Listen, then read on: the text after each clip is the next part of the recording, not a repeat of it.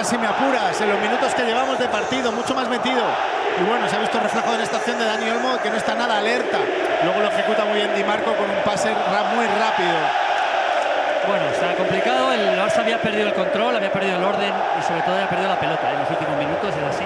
Siempre hay momentos y momentos de los partidos, y evidentemente la mejor de las opciones es aprovechar precisamente esos momentos a favor. Ha tenido algunos el Fútbol Club Barcelona, no ha aprovechado de cara a la portería, lo acaba de hacer el Inter en los mejores momentos que estaba teniendo sobre el terreno de juego después de estos 22 casi Ecuador de la primera mitad. El Barça ahora con la necesidad de reaccionar, eso sí, queda un mundo para que lo pueda hacer. Y ahora la cuestión es si el Inter va a seguir.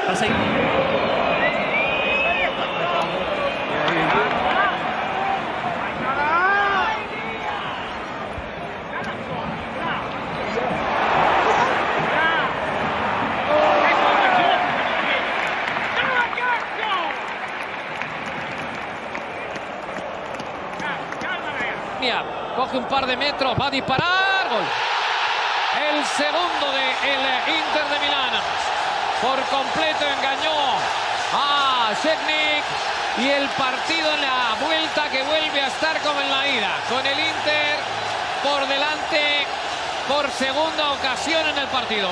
Bueno, está como en la ida, está peor, evidentemente bastante peor porque estamos en San Siro y el Barça no está generando prácticamente peligro. Es penalti, hay que reconocer que es penalti. Cuidado con Íñigo Martínez, que se están encarando. Xavi está fuera Sí, no sé muy bien con quién. Está con Íñigo Martínez. Pues la verdad es que en una discusión en estos instantes con 2-0 en el marcador, el que tiene que perder es a Xavi.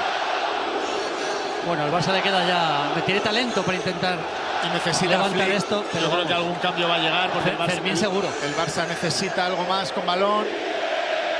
Está lento, está poco fluido, lo cual está repercutiendo también en que haya más pérdidas, que haya más amenaza del Inter, que había sensación de peligro en unas cuantas jugadas.